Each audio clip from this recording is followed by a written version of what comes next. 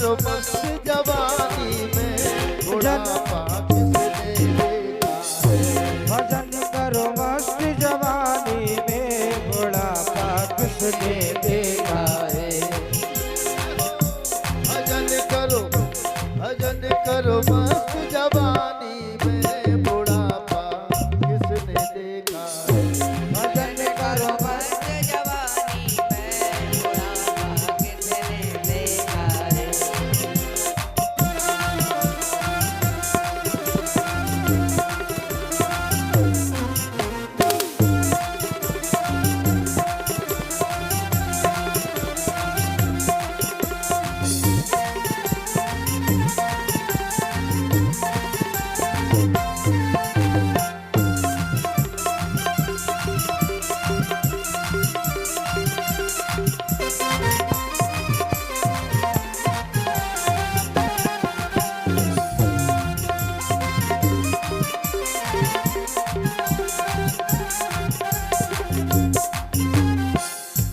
बुढ़ापे में अंधे हो जाओगे, बुढ़ापे में अंधे हो जाओगे। दरस तुम कैसे कर पाओगे। दर्द तुम कैसे कर पाओगे। क्या बांके बिहारी की छटा को देख पाओगे। मोतिया बिंद आ गया, धुंधलापन हो गया, अब बताओ कैसे दर्शन कर पाओगे, कैसी छवि बनी है। बुढ़ापे में अंधे हो जाओगे, बुढ़ापे में अंधे हो जाओगे। दरस तुम कैसे कर पाओगे। दर्द तुम कैसे कर पाओगे। तो दरस करो भली जवानी में। जब स्वच्छ दिख रहा है तभी जाकर के दर्शन कर लो, नहीं तो पछताते रह जाओगे। अब क्या करें, हम चले जाते लेकिन दिखाई नहीं देती, इतनी भीड़ भाड़ हो गई। दरस करो भली जवानी में बुढ़ापा किसने देखा है। मस्त जवानी में बुढ़ापा किसने देखा है।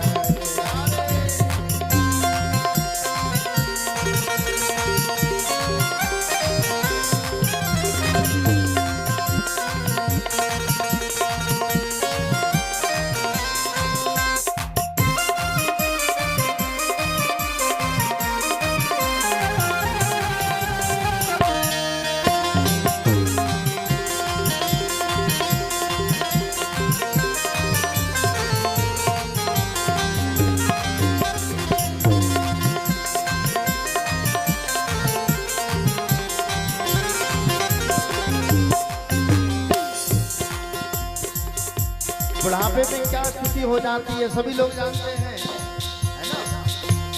नाक से बहेगा नाला, आंख में पड़ेगा जाला, लाठी से पड़ेगा पाला, जरा जिंदगानी। नाक से बहेगा नाला, आंख में पड़ेगा जाला, लाठी से पड़ेगा पाला, जरा जिंदगानी, है ना। क्या तीर्थ यात्रा कर पाओगे, एक आसन बैठ करके क्या भजन कर पाओगे, सत्संग कर पाओगे, नहीं कर पाओगे ना। बुढ़ापे में तो बड़ी विकट स्थिति हो जाती है शरीर की। खड़े खड़े वस्त्रों में करोगे मलमूत्र त्याग, पड़े पड़े थूकते रहोगे पी के दानी में। शक्ति ना रहेगी, शरीर में शक्ति नहीं रहेगी, इंद्रियां शिथिल हो जाएगी। थूकने के लिए नाली तक नहीं पहुंच पाओगे, वही बाल्टी में भुस भरवा कर धरवा ले, वही थूकत रहे तखत के किनारे हैं। शक्ति ना रहेगी तो भक्ति क्या करोगे आप। राम नाम लोगे कैसे वृद्ध हुई बात। दांत नहीं रहेंगे, हवा निकल जाएगी, राम का नाम भी शुद्ध उच्चारण नहीं होगा। तो फिर क्या करना, यथा भोग कर जग से वियोग कर भजन ईश्वर का कर लो जरा जिंदगानी में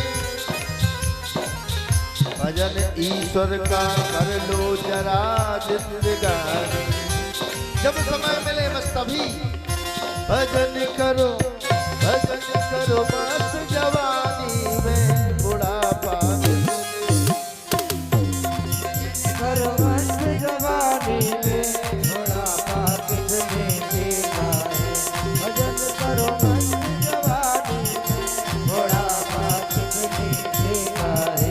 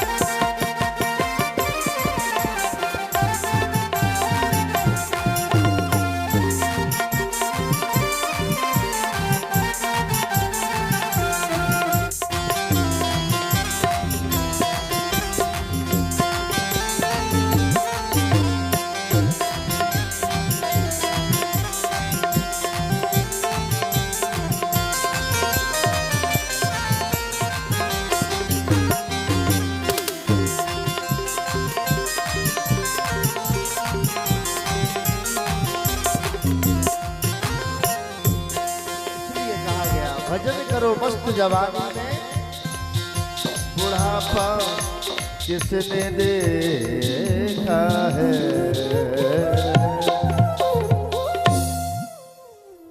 अच्छा एक बात बताओ, ध्रुव जी महाराज क्या वृद्ध हो गए थे, बूढ़े हो गए थे तब भजन किया? अरे 5 वर्ष की अवस्था में जिन्होंने भगवान को प्रकट कर लिया, प्रहलाद जी बूढ़े हो गए थे क्या? अरे मीराबाई क्या बूढ़ी हो गई थी?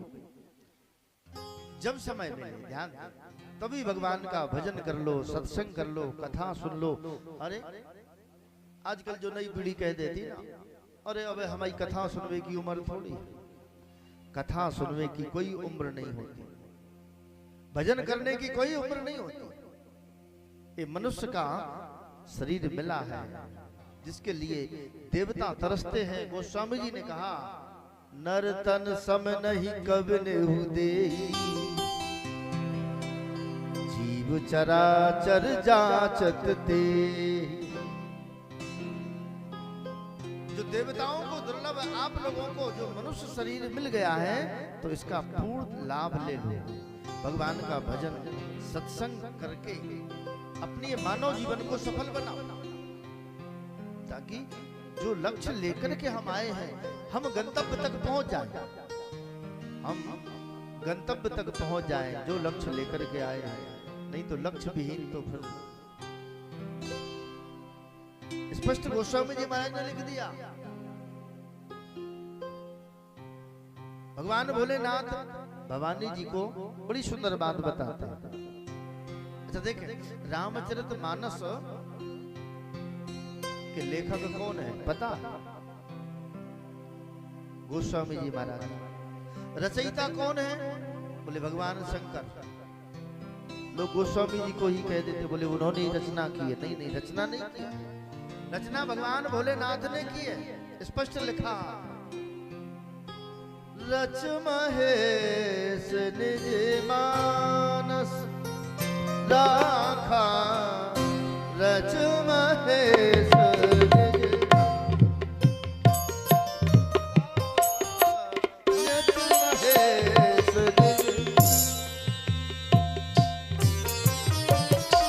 रचना करके महेश ने अपने मन में हृदय में रख लिया। रचना करके मानस की अपने हृदय में रख ली, लेकिन जब सुंदर समय आया तो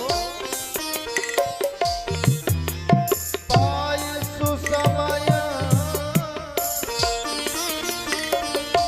सुंदर समय पाया, शिवासन भाखा, शिवासन भाखा,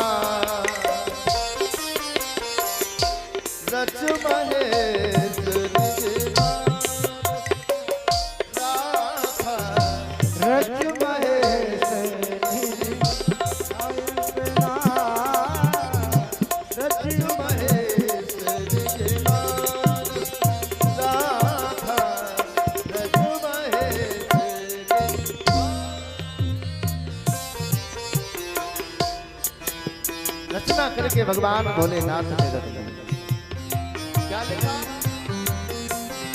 सुना हो उमा वे लोग अभागी। कौन है अभागी?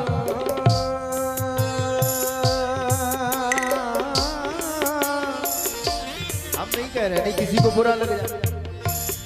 भगवान भोलेनाथ उमा को बता रहे हैं।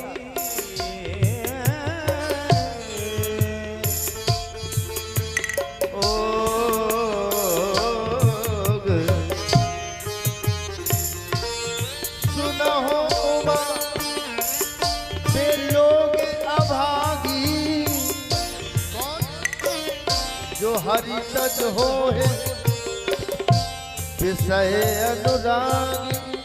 जो संसारिक विषय वासनाओं में मगन रहते हैं, हरि की शरण ग्रहण नहीं करते, वो लोग अभागी हैं। हरि तज हो है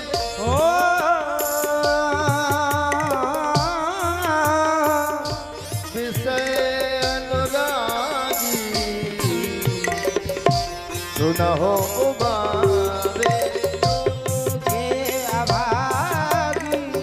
सुना हो उमा बेनो, सुना हो उमा बेनो, सुना हो उमा बेनो अभागी।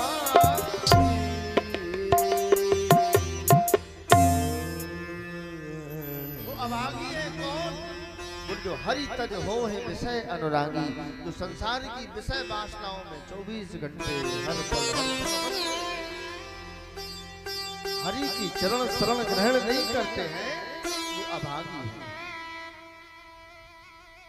आप तो सब बड़ भागी हैं जो भगवान की कथा सुन रहे हैं। मैं पहले ही बता चुका हूं, ये सुन सादर नर बड़ भागी। जो भगवान की कथा सुनते हैं वो बड़ भागी है। और बोले भव तर है ममता मद त्याग। इस भव रूपी संसार से ममता मोह का त्याग कर बोले पार हो जाएगा। भव तर है ममता मद त्याग, पार हो जाएगा।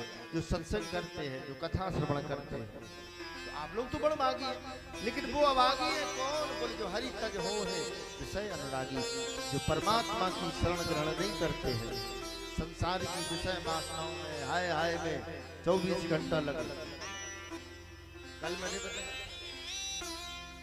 परमात्मा की असीम अनुकंपा है कि जो आप सभी भक्त इस कथा पंडाल में पधार के और भगवान के इस कथामृत को पान कर बड़े सौभाग्यशाली, बड़ी कृपा है। नहीं तो लोग जहां जाओ वहीं क्या सुनने को मिलता, जल्दी करो हमें देर हो रही है।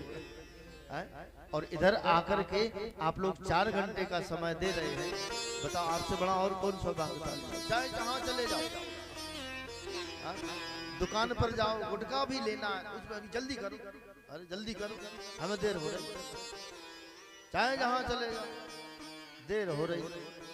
और इधर आप लोग निश्चिंत होकर के जो 4 घंटे का समय भगवान की शरण में जो व्यतीत करते हैं, इससे बड़ा और क्या पुण्य होगा, क्या सत्कर्म होगा, तो इससे बड़ा और क्या सौभाग्य होगा। तो इसीलिए लिखा बोले जे सुन सादर नर बड़ भागी। जो भगवान की कथा आदर से सुनते हैं वो नर बड़ भागी हैं। भव तर हैं ममता मद त्यागी। वो पार हो जाएंगे इस भव सिंधु से। बोलो वृंदावन बिहारी लाल की जय। आगे बड़ा सुंदर प्रसंग लगा हुआ है। श्री सूत जी महाराज वर्णन करते हैं, यदा मृधे कौरव सृंजयाना वीरेस्पथो वीर गतेषु वृकोदरा विद्य गदाभिमर्ता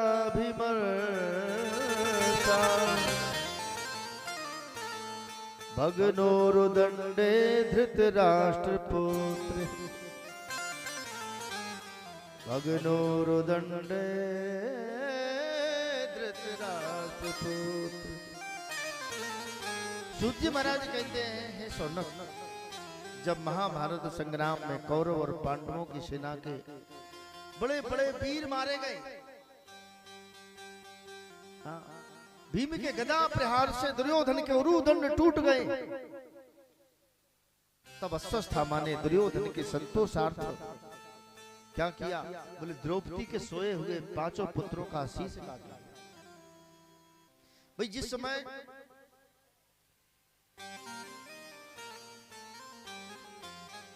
दुर्योधन युद्ध भूमि में करा रहा तो अश्वत्थामा आया, उसने कहा हम आपके मित्र हैं, बताओ हम क्या सहयोग करें, हमने आपका जीवन भर नमक खाया। तो क्या कहा? बोले हमें अपना भय नहीं है। दुर्योधन ने कहा मुझे मरने का कोई भय नहीं है, कोई अफसोस नहीं है, कोई गम नहीं है, बस गम है तो इतना है कि हम 100 भाई और 100 में से धीरे धीरे सब सफाई, और वो 5 में से एक भी कम नहीं हुआ। ये क्या है? तो दुर्योधन के संतोषार्थ के लिए आज अश्वत्थामा ने सोए हुए द्रौपदी के 5 पुत्रों का शीश काट लिया। और जब कोई भी मैया हो जिसका 1 नहीं 2 नहीं 5 पुत्र, और 5 पुत्र जब समाप्त हो जाए तो उस मैया के हृदय से पूछो कैसे धैर्य धारण कर सकते।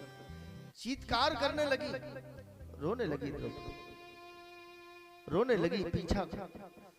आज जब बिलखती हैं, चीत्कार करती हैं, अर्जुन आ गए, अर्जुन ने समझाया, अर्जुन ने समझाया, अरे द्रौपदी इस प्रकार से रुदन मत करो। क्यों ना करूं? आज मेरे 5 पुत्र और 5 पुत्र समाप्त हो गए हो, भला उस माँ से पूछो, उस माँ के हृदय पर क्या गुजरे। आज मरे हुए 5 पुत्रों को गोदी में लिटाए, समझ रही है ये मृतक है, फिर भी क्या ममत्व है,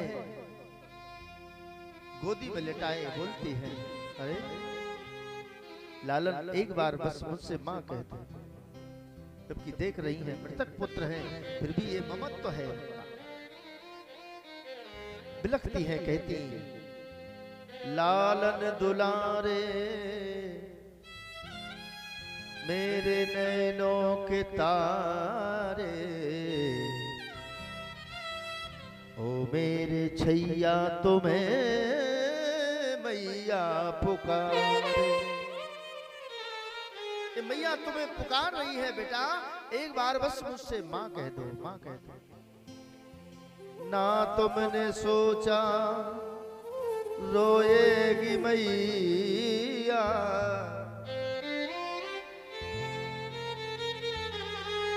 बोलो दुलारे नैनों के तारे, मेरे नैनों के तारे, बस एक बार मुझसे माँ कह दो।